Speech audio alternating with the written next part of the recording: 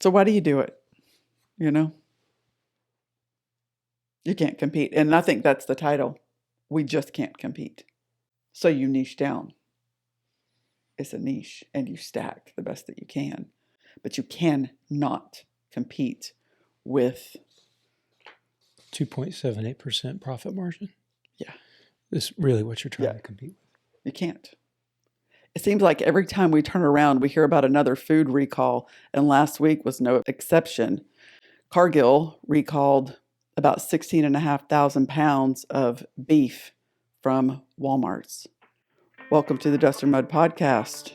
On this podcast, we aim to inspire you, encourage you, and maybe even educate on food, freedom, and farming. We spent almost 25 years in the United States Air Force moving around the world, and at the end of that career, we retired and moved to the Ozarks of Missouri and started a first-generation regenerative farm. On this farm, we grow beef, lamb, pork, chicken, eggs, raw milk, and we also do this YouTube thing. And as part of that, we do this podcast. Today, we're going to focus again on food, again on local. I'm going to touch on freedom and farming too, because I think that our freedom is jeopardized, and farming is also how we do it is important to this particular conversation. Love it. Okay. We're going to touch on all of them. Okay, Cargill. They recalled about 16,500 pounds of, was it ground beef? Ground beef that was distributed to Walmart's. Yep. And that was a 2-day run from one of their plants. That's, wow. Yeah. 2-day run from one plant. Yeah. That's a lot. Yeah. That's a lot. It was a lot.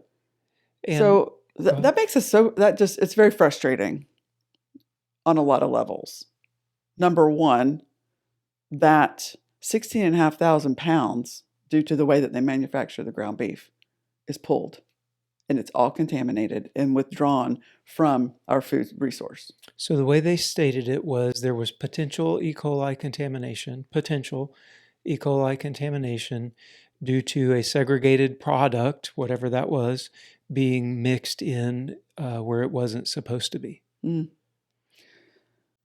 there's a lot of mixing that goes on in the ground beef. And we've talked about that on previous podcasts, how the ground beef sort of works. There is the pink slime or the whatever that stuff is called these days, and all the of USDA says that it's beef. That's right. The definition is now just ground beef. It's just beef, but nothing actually changed. The stuff is still in there. Right. So we've talked about that. Yep. The fact that there are parts and pieces from hundreds, if not thousands, of cows in each package of ground beef, because it all just gets shoved in together. Yeah. So in what you're saying, the way that they manufacture ground beef, there is definitely an increased potential for contamination, because if one cow was contaminated, now that is potentially spread across, lots, literally hundreds and hundreds of cows, tons of beef. Like in this instance, 8.5 tons, or just over 8 tons. Yeah, of ground beef. Of ground beef, which cows aren't all ground beef, so it came from numerous different cows. That's right. Yeah. Okay, Cargill is a very large company. Yeah. It's not going to hurt them. No, it's not going to hurt them. So what happened? The recall happened, and then on the social media networks, we started hearing and this is why you buy local, and the push again for local beef. Mm-hmm. And then from that, the standard comment, about 5 or 6 comments down, you'll often find, yeah, but local is 3 times more expensive. And there's just this, I think there's an aura or a mentality behind the local producer, and the way that the comments are stated, it feels like it did when we were in South Florida and a hurricane would come, and the stores we're constantly being accused of price gouging because the price of plywood would go up or the price of bottled water would go up, and there was this mentality of price gouging, um, and that comment in these posts have that same feel to me, like we either pay a fair price for this mess that's getting recalled, or we pay 3 times that for you local guys. And it's the same thing. And In their mind, the thought in the is, mind of and the it's the same consumer, is thing. that it is the same thing. Right. It's ground beef. Right. It's beef. Why on earth does the little guy charge $8.50 per pound for ground beef when Walmart charges $3.50 per pound for ground beef? Right. Whatever it happens to be that day. Yeah. Whatever type of packaging and whatever label they've attached to it specifically. Then it makes it feel like the consumer who says, "Well, it's 3 times." Yeah, that'd be great, except you're charging 3 times more. Well, there's a lot that goes into a lot more that goes into that than, well, that farmer's just price gouging me on hamburger. I can assure you, at $8.50 a pound for ground beef coming from a small farm, they are not price gouging you, and they're probably barely keeping their electric bill paid on that. And the truth behind the cost of the beef, and I think that's what we want to talk about today, is the truth behind the cost of the beef. And the fact that the small guy just cannot compete with the larger. So we're talking about Cargill, which is the largest privately owned company in the United States. Now, they don't just do beef and they don't just process animals. They're a very large conglomerate. We all know Cargill's huge. And we're talking about Walmart. So with those two, Walmart is like the largest corporation in the whole world. So with talking about those two very large companies, and they can charge $3.50 a pound for ground beef, and ground farms cannot charge that and even feed the cows, much less ourselves. And so it just comes to the point of, well, we can't compete. Well, of course we can't compete. What's their profit margin? Walmart's operating profit margin is 2.78%. So just under 3%. So let's break that down. Walmart, and we have a lot of family members who work there. That's great. Walmart, their margin is 3 cents, less than 3 pennies on every dollar is what they need to make. Correct. That they sell. Yes. That's it. 3 cents. That's right. And that leads them to billions of dollars of profit annually. So they can make a boatload of profit, not revenue. Revenue is just money you're bringing in. But after they pay all their bills and all their employees and bonuses and everything, the spoils left over is to the tune of billions of dollars on 3 cents on the dollar. That's right. Economies of scale. Right. And Cargill's, if you look at their financials from 2023, their revenue coming in was $177 billion, and their profit margin, although it was down 43% from the year prior, their profits were still $3.8 billion, which, if you do a profit to revenue comparison, then that means that they're less than 3%. So again, 3 cents on every dollar is what they need to make. Well, we have to make a little bit more than 3 cents on every dollar. Yeah. That comes in. Because if we said, as a small farm, let's just throw out round numbers, revenue, you make $50,000 in a year in revenue, and you said, well, my profit margin is going to be 3% because I'm going to compete with Walmart. Well, how much money is that? Not much. No. Like you can make a car payment on it. Right. Hardly. One. Just one.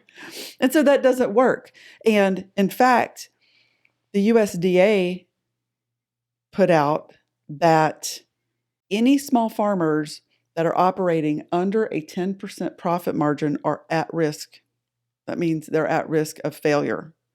So if you're a small farmer and you're operating beneath 10% profit margin, you're not going to make it. That's correct. So the USDA says that's not going to work. No, they want you to be at least a 25% profit margin to even be considered as a successful farm. So after we've paid for the cows and the hay and all of the things that go into it, and we've come up with our costs, we have to go ahead and tack on 25% at least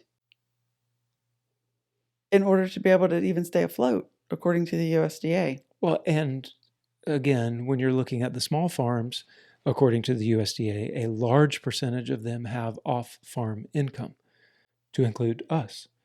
We don't work off the farm, but the retirement paycheck we get from 25 years in the United States Air Force is off-farm income that gives us a buffer so Sure. that the amount of money we do or don't make via farming doesn't mean that we Right. do or don't starve, or Right. we can or can't pay our bills. Right.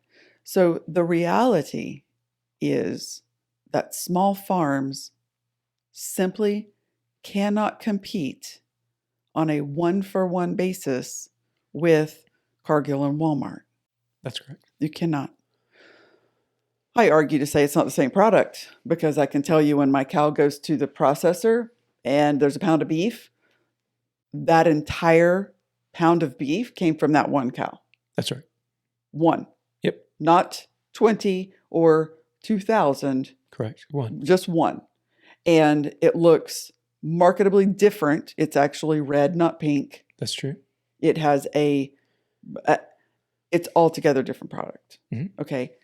Now, a couple of podcasts ago, we talked about, hey, good, better, best. If you're trying to eat a ketogenic diet, if you are trying to keep your carbs low, go get the thing that you can afford. That's right. Good, better, best. This is not that conversation. We believe in good, better, best always. But if we're making a product that is best, then I want to be able to command that price. That's right. And we should be able to do that because it is just a different product, mm-hmm. right? It is. And so what do we do? Okay, we've just stated we can't compete. No.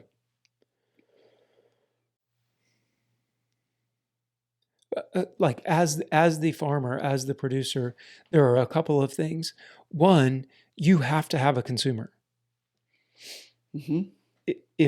In our with our business model, where we are farm to table, farm to fork, direct to consumer, however you want to say it, we have to have someone that is willing to say, I agree that product is better. Mm-hmm. I want to support you as a local farmer, and I will pay the amount that it takes in order to do that. Right. Like without that consumer, it doesn't matter what we do. Sure. So you say, what do we do? Right. Well, the first thing is we have to acknowledge and recognize that there is a total dependence on a consumer that Right. is willing to buy local for a product that is different. Sure. In our opinion, better. Right. So number one is we have to find consumers. Mm-hmm. We have to find the people that are willing to say, that understand the difference. And that's why we have this podcast, is so that we can continue along with the other voices that are out there to promote the fact that local is different. Yeah. Local can be better. Yep. And local does provide money into your local economy in ways that whenever Cargill gets those billions, I don't think that they're helping out your small rural town too awful very If you much. go to their website, they have a lot of information on the things that they're doing for their environmental, social, and governance. Oh, they're ESG. So they're really on board with making sure that the environment Yes. and their social And governance scores. and governance scores are really, That's really right. good. From all of the 2040 goals on their website, they talk about which goal they're trying to meet with all of their different things. I don't know that I'm not going to go too far into this, but I necessarily agree with the route that they're going with their goals. I think that I don't really subscribe to some of that, but I mean, that's their business, not mine. Back to Cargill and the big four, they run a lot of cows. They run a lot of cows through those processing plants. 26 million cattle per year run through those 4 processing plants. They have 80%, 85%. 85% of the cattle. Market share of the cattle. Yep. That equates to 26 billion with a B pounds of beef on an annual basis. Do you know in the 1970s, the big 5, there are 4 now, the big 5 packers, they had 25% of the market share in the 1970s. Yeah. And now the big 4 have 85% of the market share. Wow, the centralization of the food production. As you continue, it gets a little scary. Well, yeah, as you continue, like when the goal is price, then you have to go with economies of scale. Mm. So you have to continue to get bigger. Well, bigger and faster. You have to get bigger. The way to get faster is to get bigger, right? Yeah. Like you can't be hand doing everything and expect it to be fast. There have to be efficiencies. So bigger. Right. We don't use those packers for our meat. They wouldn't want to do business with us because we do four total, a year kind of thing, maybe 6. But that the point is they don't want our business. They don't need our business. And even if we begged them, we couldn't get in with them. No, we are very, very fortunate. And I do mean very fortunate because they're few and far between. We have a USDA processor within driving distance of our farm that we have access to. And they have been amazing. They work with us. Sometimes if we're like, we need to get an appointment, can we get in? They have yet to tell us no. That's correct. They have gotten us in, and they're very good, meticulous, clean. You walk in there, it doesn't smell like anything, honestly. It just smells clean, which is an amazing thing. Glass, so you can see everything going on back in there. We really are satisfied, very happy with our processor, which is good because they're part of our team. Yeah, we could drop a cow off and they could just ruin the thing, right? And that would just here's your cow. And that would be horrible. Yeah, it would. But it does happen to people. So since we were looking at those numbers, 26 million cattle in the big 4, so that's what 6.5 million per. Mm-hmm. Yep. Okay, sure, 6.5 million annually. I called to find out, hey guys, how many head of cattle do you run through ballpark? And she said, well, about 40 a week. So sometimes it's a little more. Whenever they don't have a lot of pigs, they do pigs and lambs, and then they have deer season. They don't do anything other than deer. That's roughly 2,000 head of cattle coming through there in a year. Small.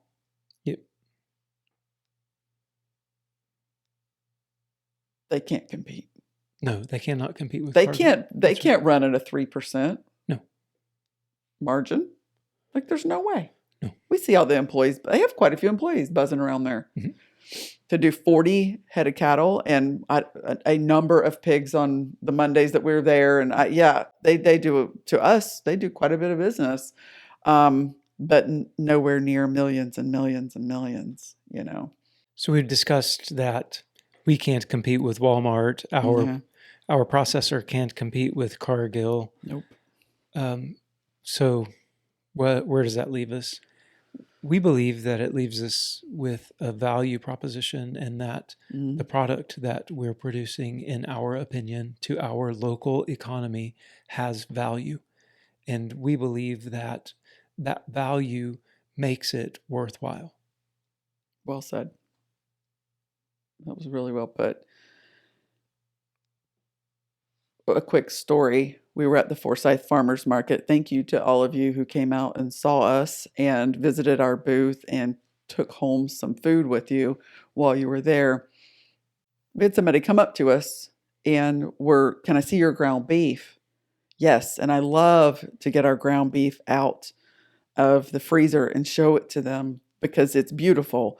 It's just red and looks amazing. And they're like, "Oh, wow." And of course the price, but they took some anyways. The value, it meant they wanted to take it home because they said, "Well, we can't eat the stuff that comes in the tubes at the grocery store." Now there's other options, but or in the packages, we can't eat that for some reason.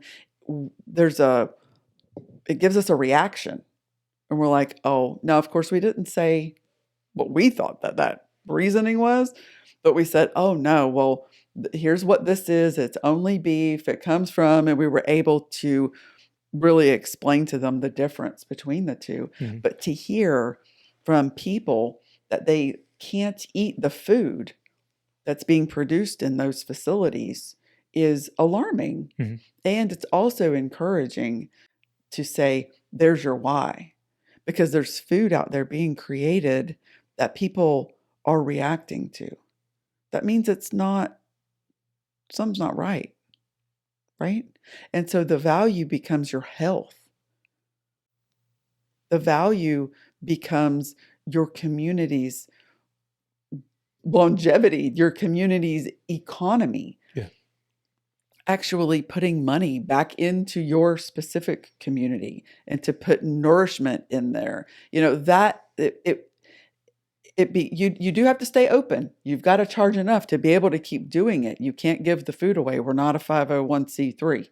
We are not a nonprofit. We are not. So most farmers are for profit so that they can stay open and pay their bills. And it will keep you going, though, to hear the stories of what food does to people. Yeah. We also think that the consolidation that we're seeing in the big four producers having over 80% of the market share, and then the large, very large corporations like Walmart, the risk there is what happens in the supply chain. If things start going awry with the supply chain, it just turns bad really fast. Right. Like our local Walmart, they get 2+ semi trucks a day is what it takes to keep that Walmart stocked. And it's a pretty small Walmart in a rural area. Right. The town of Ava has less than 2,500 people in it. Yeah. And we get 2 semi loads a day to keep the Walmart stocked. Right. So it doesn't take very much of a supply chain interruption for things to start to turn to go the wrong direction. Yeah. And when you have it consolidated in this manner, you must rely on the supply chain. Mm. It's very fragile. And we believe. And we're not talking about the big stuff like 2020. Just major weather, like what has happened in Oklahoma or what has happened in South Florida at times. And when bad things, hurricanes come through, you're reliant, even if you're regional, and they do things to reroute it, but you've got days and weeks. Right. A bridge goes down. Yeah. Where you have a road is closed due to weather. Like, the supply chain is just fragile. And we believe that having small farms, another value that is added is there is food that isn't dependent on a national or even international supply chain. Right. It doesn't matter if the shipping lanes are open. You Yeah. know, for us to sell ground beef, Right. we just need to be able to drive, 100 miles or whatever it is to our processor. Right. Like it doesn't have to, we don't have to have a ship coming Sure. from South America. Right. So we encourage everyone, again, I'm just going to keep beating the drum, to find a local farmer near you. Find one.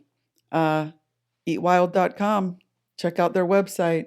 They have a lot of farms on there in every state across the country. They have farms on there of people who are producing local food. Try to find one that's, farming the type of food that you like to eat. Yeah, for sure. Yeah. And check out your local farmers markets. They're gearing up. They're getting busy, and you'll get you some fresh local food. There's nothing like it.